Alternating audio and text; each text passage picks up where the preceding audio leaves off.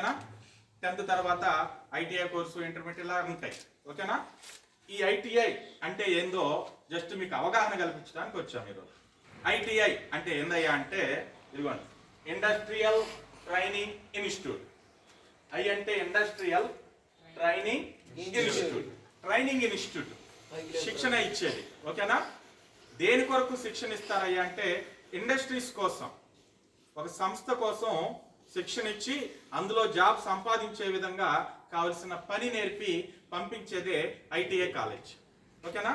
Industries సంస్థలు ఏవేమి ఉన్నాయి అని ఆలోచన చేస్తే గవర్నమెంట్ పరంగా చాలా ఇండస్ట్రీస్ చాలా సంస్థలు ఉన్నాయి, ప్రైవేట్ పరంగా చాలా సంస్థలు ఉన్నాయి. గవర్నమెంట్ పరంగా చూస్తే రైల్వే ఒక పెద్ద సంస్థ, ఆర్టీసీ ఒక పెద్ద సంస్థ, ఇలా చాలా సంస్థలు ఉన్నాయి. ఓకేనా సార్?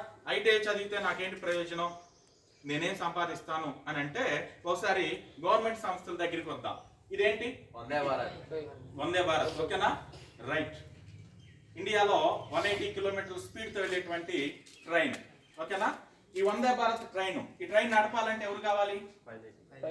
పైలట్ కావాలి, లోకో పైలట్ అంట. ఓకేనా? మీకు తెలుసా ఆ లోకో పైలట్ జాబ్ సంపాదించాలి అంటే మినిమం క్వాలిఫికేషన్ ఏంది? ఐటీఐ. ఓకేనా? ఆర్ఆర్బిలో అప్లికేషన్ పెట్టుకొని లోకో పైలట్ జాబ్ సంపాదించాలి అంటే మినిమం క్వాలిఫికేషన్ ఐటీఐ కావాలి.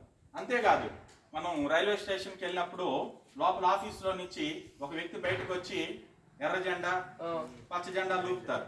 ఓకేనా? ఎర్ర జెండా ఊపుతున్నాడంటే ఎదురుగా ఎర్ర లైట్ వెలుగుండిద్ది, అంటే ముందుగానే లోపల ఆ సిగ్నల్ వేసి బయటకు వస్తాడు. ఓకేనా? అంతా క్లియర్ అయిపోయిన తర్వాత మళ్ళీ లోపలికి వెళ్ళి గ్రీన్ సిగ్నల్ వేసి బయటకు వచ్చి గ్రీన్ జెండా ఊపుతారు. ఓకేనా? అటువంటి వాళ్ళని టెక్నీషియన్ అంటారు. ఈ టెక్నీషియన్ పోస్టులు చాలా ఉన్నాయి.